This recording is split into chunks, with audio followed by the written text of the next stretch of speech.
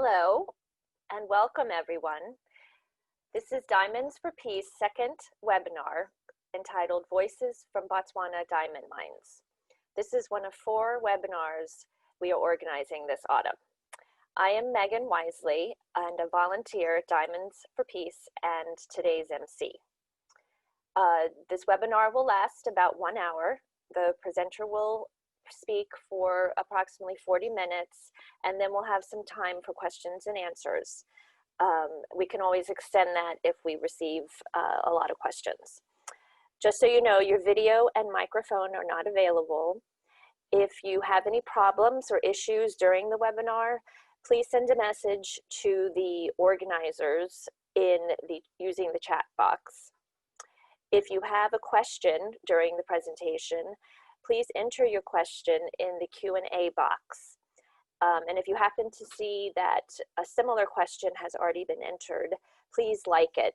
And that way the presenter will be able to answer questions that have more likes in the time that we have. Please refrain from recording the webinar. It's actually being recorded right now, and we will email the URL to all the participants. So in addition, if you have technical issues during the webinar, don't worry, you will be able to see it in its entirety when we email it to you. And finally, when the webinar is finished, when you exit the room, you'll see a questionnaire, and we would really appreciate you answering the questions so that we can deliver an even better webinar in the future. I actually met Chie, who is the founder of Diamonds for Peace, back in 1997 when we were in grad school in Washington, D.C. at George Washington University. And I've been helping out with a lot of proofreading and organizational capacity issues with Diamonds for Peace. So we're going to just have a quick presentation by Chie Murakami about Diamonds for Peace. Please welcome Chie. Hello, everyone. I'm Chie Murakami, the founder of Diamonds of Peace. And let me introduce a little bit about the organizer for this webinar, Diamonds of Peace. Our vision is to create a world in which all the diamonds are mined, cut, and processed with humanitarian and environmental considerations. And our missions are to improve the working conditions and social status of the workers in the diamond supply chain, and to promote ethics and fairness in the diamond industry.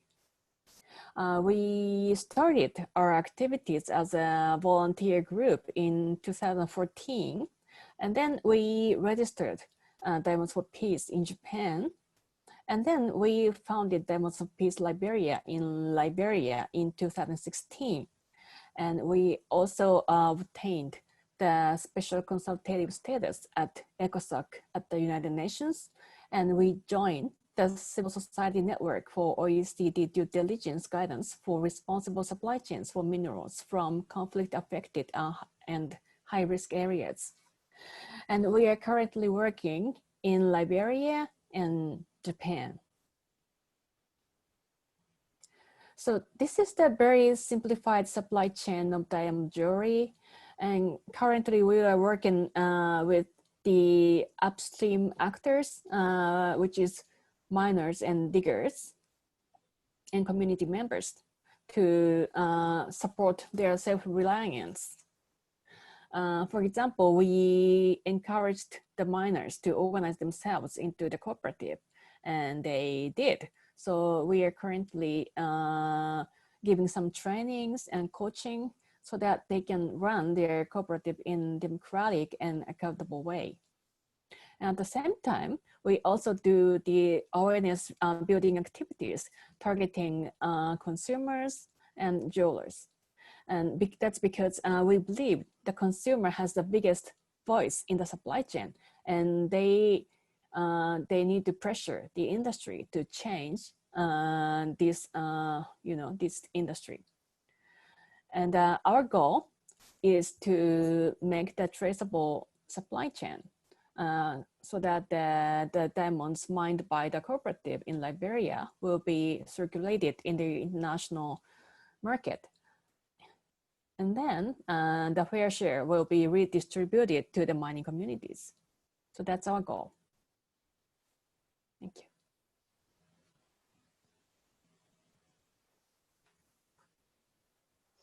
Thank you, Chie. So today's presenter is Kitso Piri, who is the Executive Secretary of Botswana Mining and Allied Workers Union. Kitso is a business and human rights lawyer with over 8 years of experience working with civil society organizations.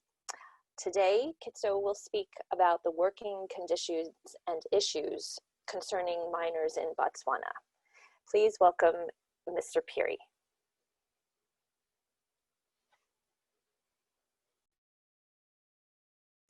You're muted.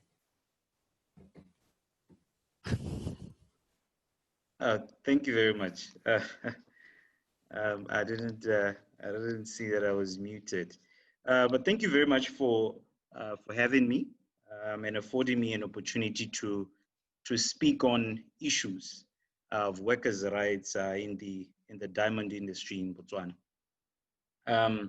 My name has already been introduced as Kitso Piri, the Executive Secretary of Botswana Mine Workers Union. So before we get into the crux of my presentation, so I'm going to speak on just the general issues affecting workers' rights in Botswana, especially workers engaged in the mining industry. I'm going to speak a little bit on issues relating to workers who are engaged in the mining side of the diamond sector, and then focus more on those who are working in the midstream and downstreaming, the downstreaming side of the diamond pipeline. That is diamond cutters, sorters, and etc. And my presentation is going to be predicated on, of course, issues from a labor perspective. So looking at issues more from a union's lens, if you may.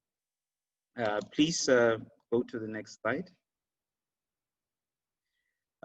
So just to give an overview of the organization that I represent, Botswana Mine Workers Union is a registered trade union under the laws of Botswana. Its primary function is to organize, to represent and bargain for the interests of workers in the mining quarries, prospecting and allied industry. And allied industries. We've been in existence since 1974. But in fact, the union was established officially in 1974, but it has been in existence, or rather its existence predates the date there. It was actually from the 1967, so just a year shy of Botswana's year of independence. Currently, we have over 7,000 members from different mining houses. And we are currently in the process of amalgamating with the Diamond Workers Union, which is currently sitting at 800 members, and also the Botswana Power Corporation Union. And I think this would explain why a significant chunk of my presentation will be focusing more on the issues relating to diamond workers union and diamond workers, sorters, and valuers in Botswana. Please move to the next slide.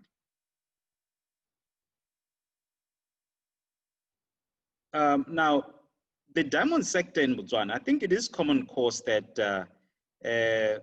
Botswana's diamond or Botswana's economy at a micro level relies or is heavily dependent on the diamond sector, on mining in Botswana. Botswana has produced to date over 728 million carats of rough diamonds since its operation in 1971. And diamonds, as we know, contribute close to over 30% of the country's GDP and accounts for 70% of all its exports. The mining sector also accounts for 70 to 80% of its foreign exchange. Of course, the numbers, the numbers are not cast in stone. It would have changed, obviously, as a result of market pressures and etc. And this year, obviously, with the corona and the COVID-19, obviously the books might reflect a different number from the one that you see before us. And the diamond sector is dominated by the De Beers Group, which is 85% owned by Anglo-American and 15% rather is owned by the government of Botswana. Now, this is one of the longest running public-private partnerships and by far one of the most successful. Now, this partnership is comprised of 4 companies. Please move to the next slide. 4 companies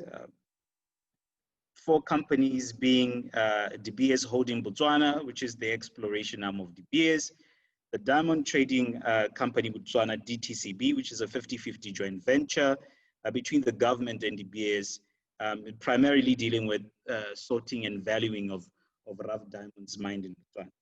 There's another joint venture, 50-50 joint venture, which primarily produces diamonds, which is Botswana, which is the primary producer of diamonds. And lastly, the De Beers Global Site Holder Sales, which is where rough diamonds sales, or the arm within the group that deals specifically with the sale and marketing of diamonds.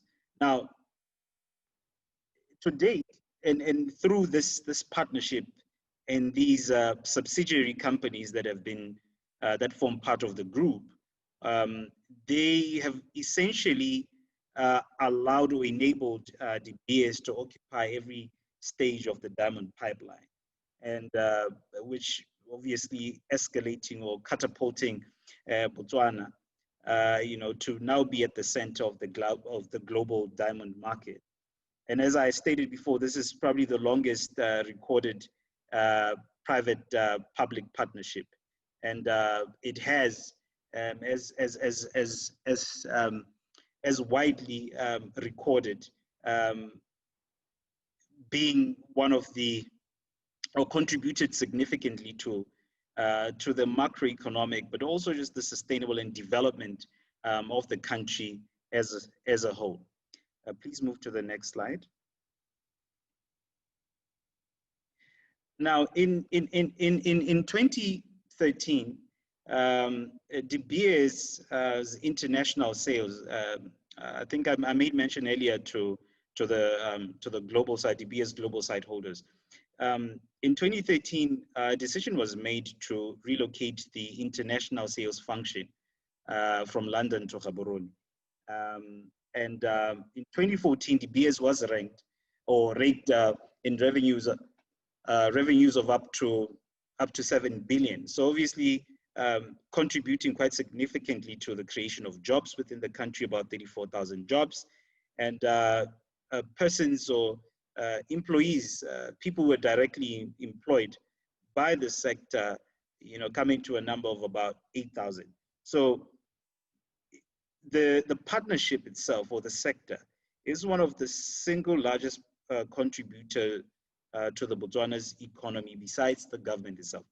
And it was forecasted in 2011 that Botswana will start seeing a decline in the revenue, obviously due to the depletion of diamonds. And this was actually forecasted for 2015.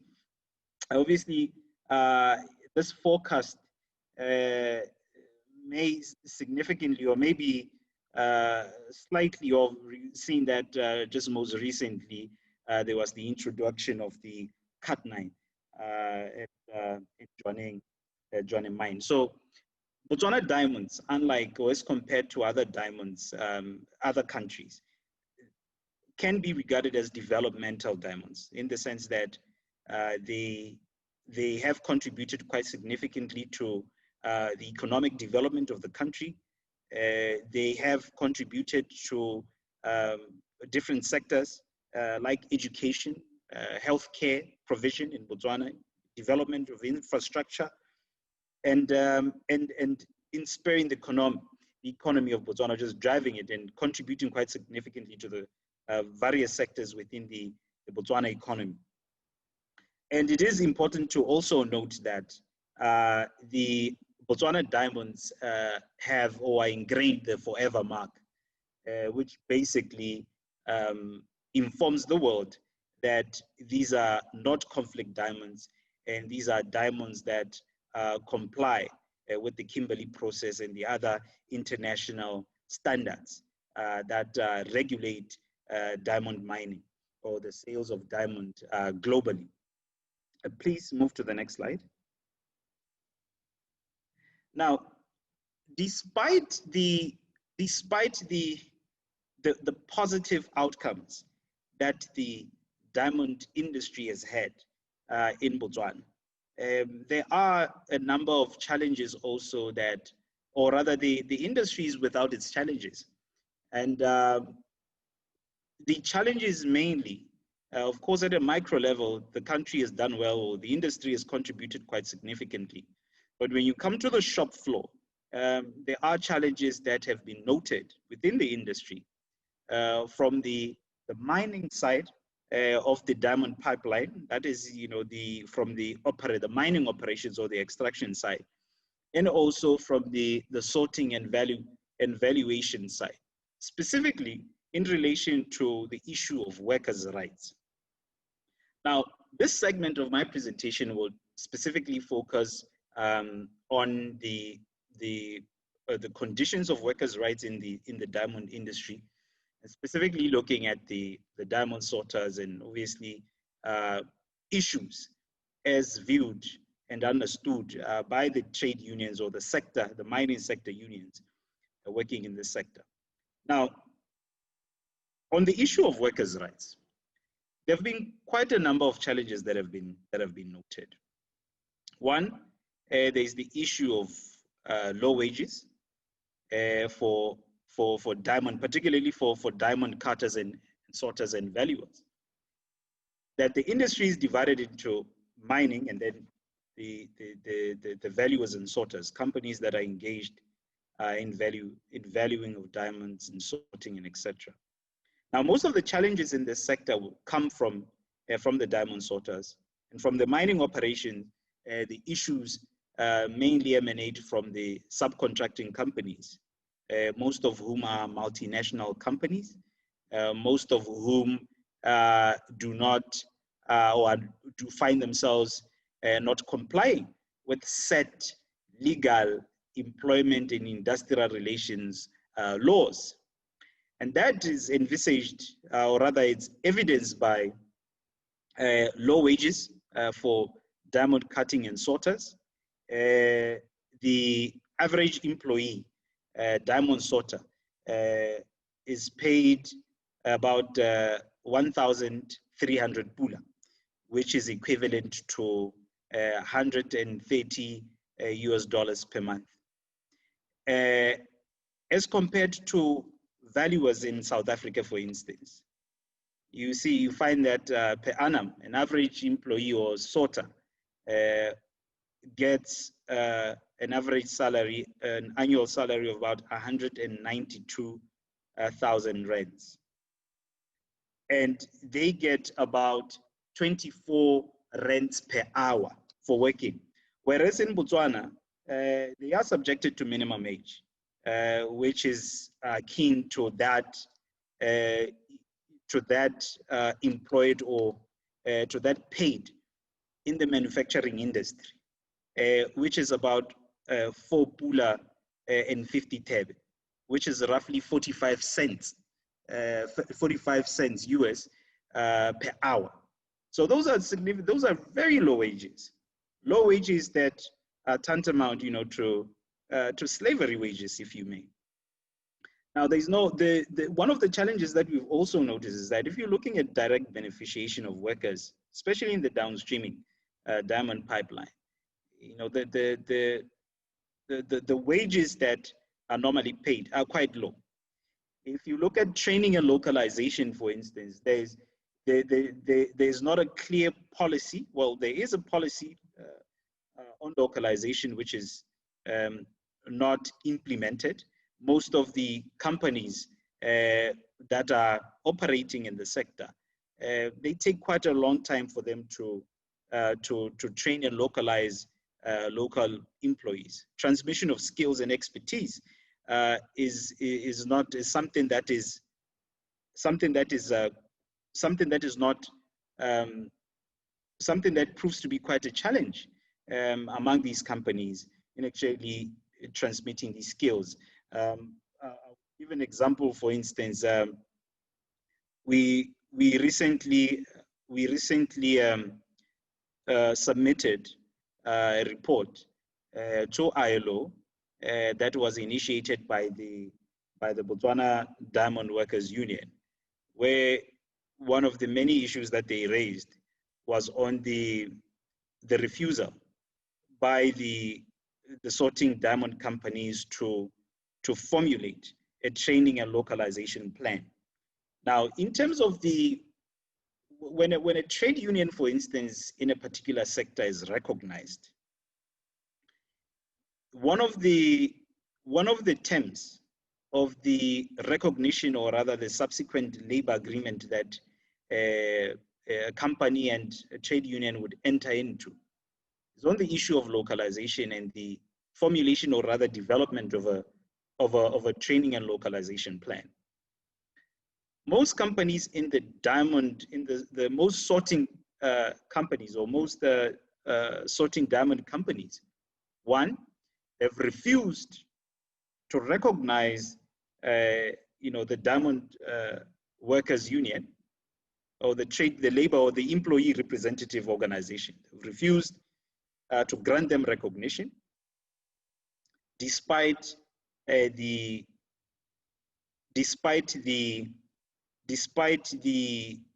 workforce meeting the minimum threshold of 1/3, which is prescribed in the Trade Disputes Act, or rather the Trade Unions and Employer Organizations Act. There's generally poor working standards or conditions. For instance, most workers, particularly diamond sorters, work in very confined spaces. Their movement is quite restricted. There's just a general lack of upholding of international standards in terms of occupational health and safety, economics, and etc.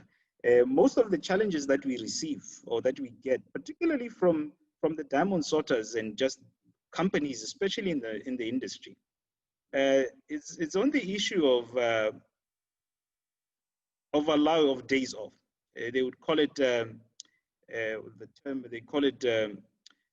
CONTOPS, continuous operations, which is one of the many areas that we see a lot of grievances and queries relating to continuous operation. So continuous operation basically is it's granted by the Commission of Labor, where companies come in and they apply for an exemption to operate or to run operations in excess of the prescribed minimum hours of work. In Botswana, in the context of Botswana, the Botswana laws, employees are required to work a minimum of 8 hours. Now, CONTOPS, what it does is that it extends those hours to 12 hours working operation. So movement is monitored. The days off or sick leave, it's something which we get a lot of grievances over, as companies would ordinarily not grant sick leave to employees. Whenever an employee gets a sick day off, employers would normally require the returning employee to submit proof, doctor's note or whatever, which are things that we consider to be highly problematic, and something which we consider to be a violation of those workers' rights. There's victimization and intimidation, particularly of union representatives in some of those sectors, not all of them, but in most of them, where union members who query these issues would ordinarily be dismissed or victimized for questioning some of these workplace conditions. Unfair labor practices, there is no job security in the industry. A lot of these contracts are short-term. There's a lot of outsourcing. Trade union recognition, as I alluded to before, it's not guaranteed. So therefore, employees cannot meaningfully negotiate the terms and conditions of employment. Most companies in the sector are being liquidated. So issues of retrenchment. Recently, there was, well, as recent as 2011, there was a case that was led by the, that was instituted by Botswana Diamond Sorters and Valuers Union as they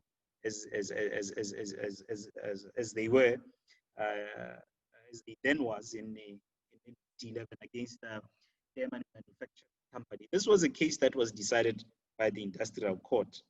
And at the core, at the heart of that case was the unions asserting their right to access financial information from the company. And this was in view of the envisaged or intended retrenchment of workers in that sector or workers in that company.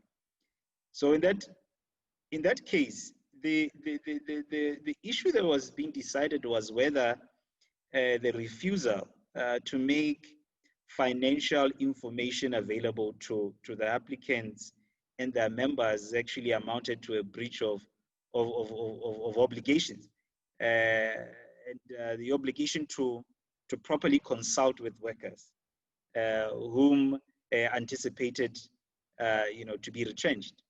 And the court held that, in fact, the company was actually obliged to furnish financial information to allow the parties to meaningfully engage in proceedings or in those retrenchment process. So liquidation has been one of the many challenges that the industry has experienced, where unions or unions are unable to meaningfully participate in liquidation processes that lead to retrenchment, where they're able to negotiate severance packages for their members. And because of the rampant liquidation of companies, it makes working conditions very difficult. And such conditions, we believe that are enabled by some of the policies that currently exist, the lack of a robust regulatory framework that guides investments in Botswana, the current policy, and including the recent amendment bill to the Mines and Minerals Act, which the amendment bill to the Mines and Minerals Act, and specifically the draft mining policy that was being mooted in Parliament just recently, which is more investor-centric. We believe that it's one of the instruments really that makes it very difficult for workers in the industry, in the sense that the policies are more towards enabling or developing or providing an enabling environment for investment. And if you look at the actual policy itself, it does not say much about workers' rights or workers' issues, save for an extract that talks about job creation. So once an enabling environment for investments is an enabling framework for investments and competitive investments within the mineral development spaces is cultivated, then the creation of jobs will be the outcome. It does not say, but to what extent does the, to what extent does or would the enabling environment, or what impact would enabling competitive investments to thrive, what impact would it have on the workers, the ones who are engaged directly, and the ones who are actually pushing production? Next slide, please. So these are some of the conditions and the issues that we've noted in the industry, and we believe that as a way forward, some of the things that we ought to look at. One is the participation of workers, participation of workers in the decision-making processes within the sector. Oftentimes, during negotiations of these concessions, the workers' voices are not reflected. The workers do not, or are not capacitated enough to fully engage in such processes. And we believe that when these negotiations are being held, it is important for the workers' voices to be included. We would like to see a more localization of positions in the diamond sector. We do understand that a lot of the skills, and some companies have done very well. Your De Beers has done very well, or your Botswana has done very well in localizing positions. But the same cannot be extended to subcontractors. More companies, more citizen-owned companies taking up space in the sector, and also in the downstreaming, the downstreaming side of the diamond pipeline. Like to see more localization of the sector as well, or that of positions in that sector as well. We believe that as a way forward, mining policies should protect workers' rights while providing an enabling environment for competitive investments. We think that the policies should be explicit in inserting and making provisions that extends protection to workers. And currently, our policies are devoid and silent on rights of workers. We also believe that we need to start thinking beyond the minerals and mineral extraction. We need to start diversifying the economy so as to reduce over-dependence on the diamond industry. And I think that in my presentation earlier, I alluded to the fact that it was forecasted that by 2025, there will be a significant decline, if the decline would have not already happened, that by 2025. So clearly, our commodities is gradually declining, and we need to start thinking beyond and outside the diamond industry or diamond mining. We need to have in place dispute resolution mechanisms in the diamond sector.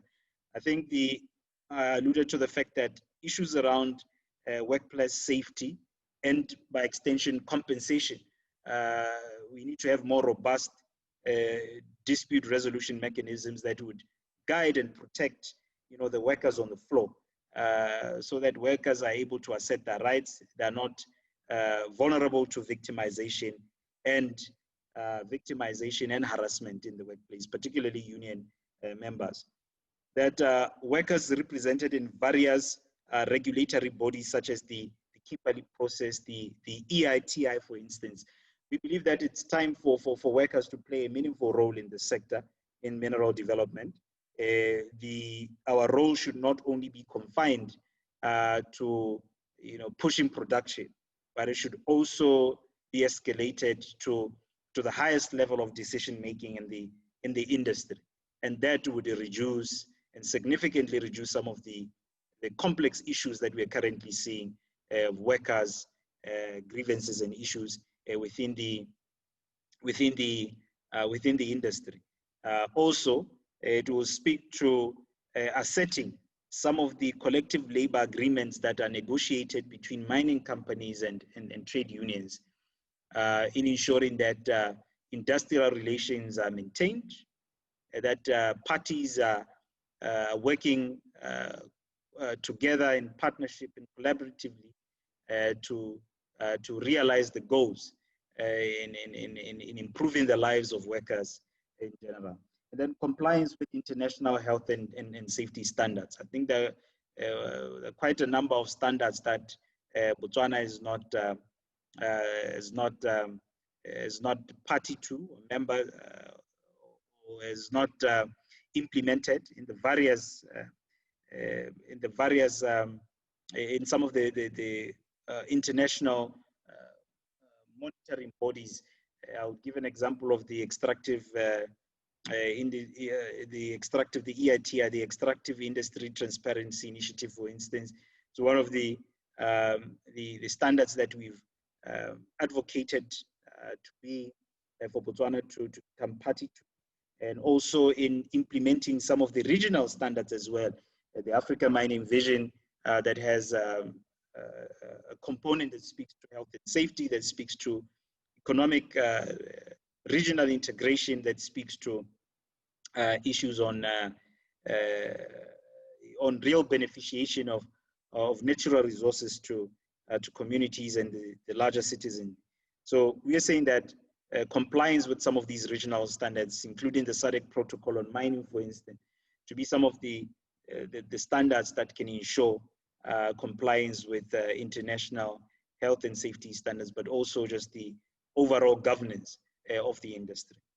Yeah, no, thank you very much. And with those remarks, I conclude, and I'm happy to engage and to take questions, if any, on some of the issues that have been raised in my presentation. Thank you very much, Chi and Megan.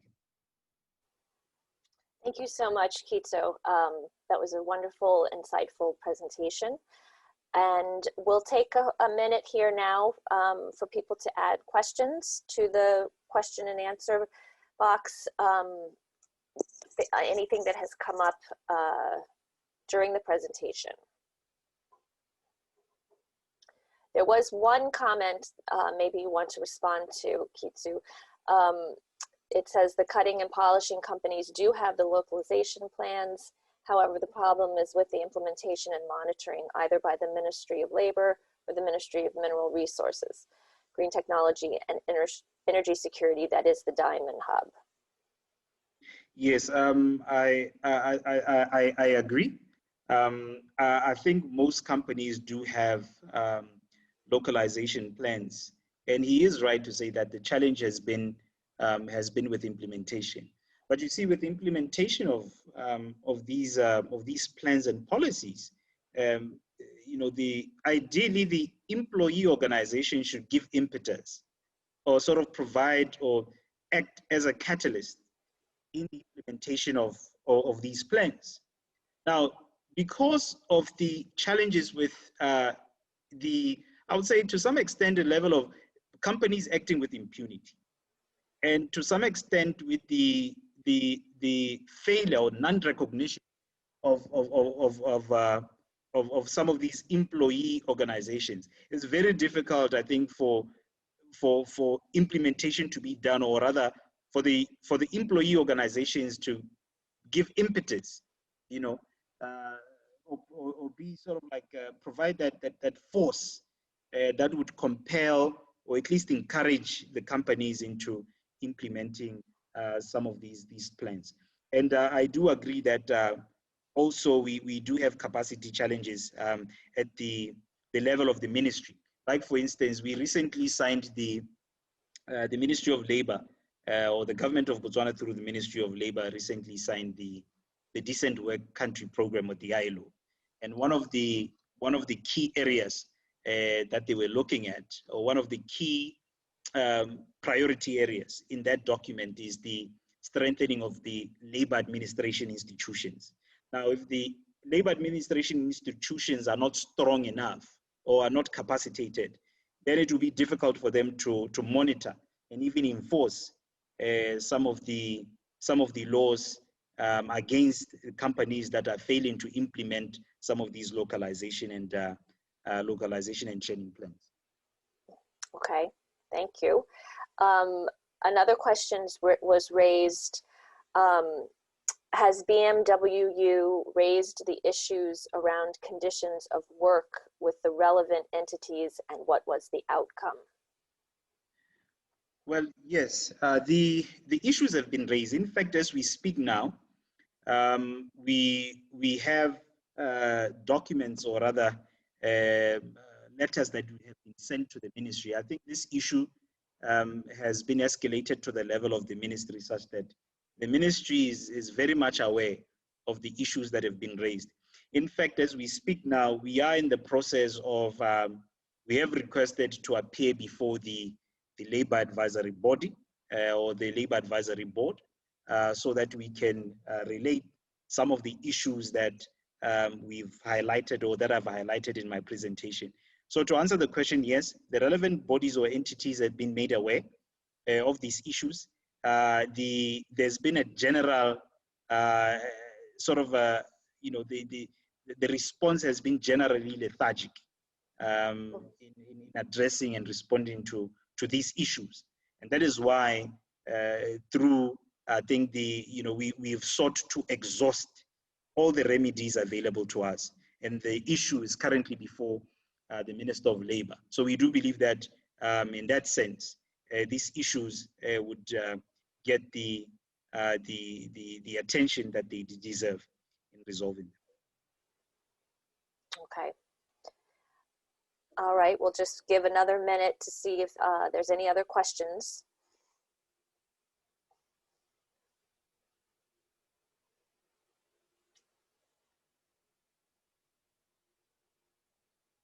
Okay, we have, okay, when we, the jewelry trade at large, hear so much about the Botswana diamond industry being a good news story, does it make the problems harder to expose and tackle?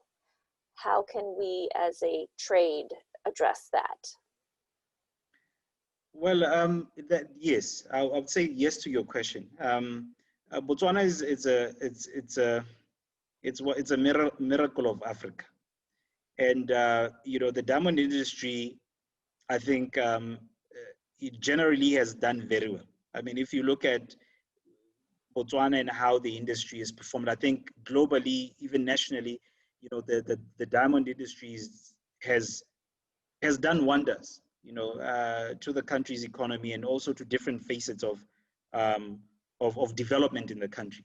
So it does prove a bit difficult, for a divergent view to get the right momentum, or to be accepted, within the industry, or even outside. Because whenever we speak of Botswana, a lot of times, people cannot fathom that some of these challenges do exist. So I think to answer your question, yes, the good story, the good kid rhetoric makes it difficult, I think, for some of these issues to get the light, or the attention that they deserve. So I think what needs to be done is that the jewelry trade at large, because I understand that there's a jewelry council that is there.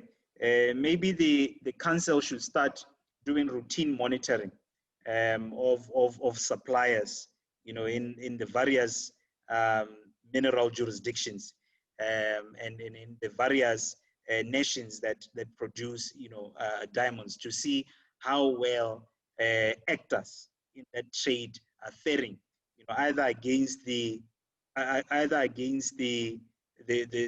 values and principles that have been set by the council in general, either the values and principles that have been set by various various international instruments, whether you're looking at whether instruments that either relate to the jewelry market, or just the diamond industry as a whole, and even do routine site visits or operational visits to come and see and inspect how these actors in the jewelry trade are doing.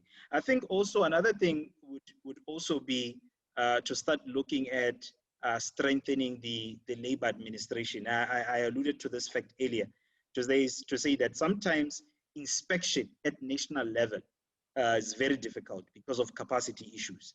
The inspectors or labor inspectors are not equipped enough. They are not given authority to act independently.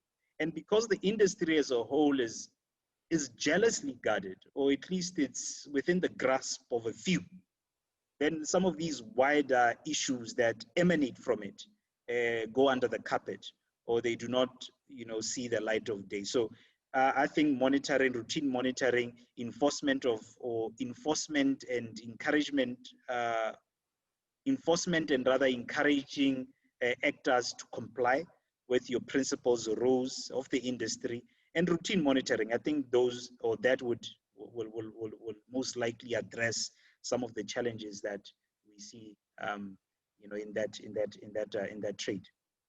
Okay, thank you. Okay, we have another question. What is the role of women in diamond mining communities in Botswana?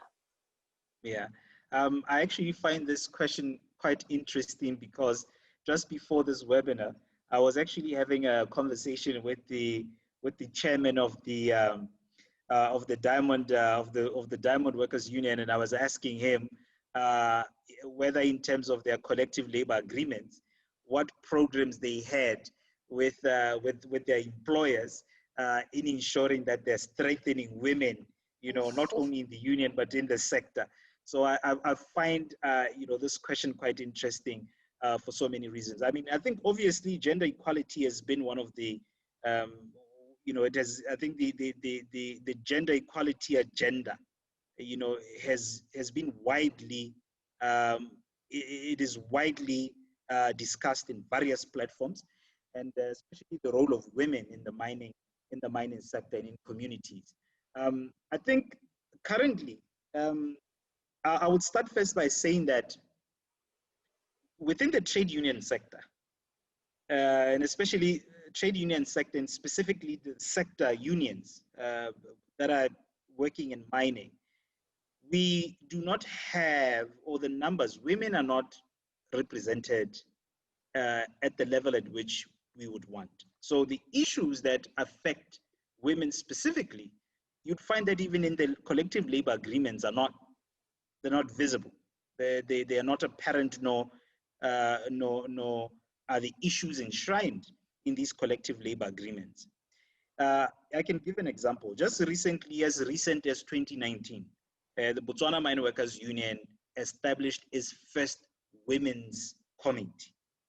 So that goes to show that because of the nature of the industry, which is predominant, is a male-dominated industry, women are few, and even the ones that are engaged in the mining industry often do not have an interest, or it's difficult for them, or their participation rather is very low and very weak. On the side of the mining companies, I would say that we are now seeing a lot of women who are heading various women in executive positions, especially in the industry, from management side, women who who are leading, who are in positions of leadership within the industry. I do, however, think that there is more that needs to be done to empower women in diamond mining, whether it be in jewelry, in all the upstream and downstreaming, in the downstreaming within the diamond pipeline. I think more needs to be done, and until we are at least able to reach, at a minimum, the quota that has been set by the SADC protocol, the gender protocol, then I think we can begin to see a difference in the policies that are normally formulated and developed in leading and governing the diamond mining, or diamond mining as a whole. So I think, to answer the question, the women participation in diamond mining, whether at community level, at the trade union level, even at the industry high level, is very low, and a lot needs to be done in that respect, in that regard. Okay. All right, another question. Kitsu, of all the diamond companies in Botswana, what sort of percentage of these companies apply these gruesome conditions, or is it all of them? This is a big concern, especially around health, you know, ability to use the toilets, etc. Yeah. I think the main companies currently that we have, about 11 that I can think of at the top of my head, about 11. One it was liquidated. The other one was just closed. Don't really know the status of the of the company, and there are about 2 that have refused to recognize, you know, the trade union, and the rest, you know, are those that, you know, you have like the big companies, the major ones, and then the relatively small ones. Now, as a you know, to give a percentage, I can't really give a percentage now to say how many of them, because the issues emanating from all these companies vary. And the issues are different with each company. So there will be one company that would be, for instance, that would put or restrict movement of employees within, where employees can't make calls, they can't call their families, you know, they're under strict supervision, if you may, maybe even exceeding, you know, the limits, acceptable or reasonable limits of supervision within companies engaged in that nature, engaged in that business. Um, you have companies, for instance, that have been taken to the industrial court on several occasions, where they've you know, just retrenched employees without any justifiable reasons for doing so, particularly those who are a bit vocal in advocating for good conditions of service. You have companies that would target and victimize union members. So if you're looking at these gruesome conditions, it's very difficult to say at what percentage, because the issues vary from company to company. But collectively, these are issues that very well fall way below the acceptable standards and even acceptable principles and standards of either of decent work and even some of the acceptable standards of the ILO and of employment nationally and internationally. Okay. Yeah.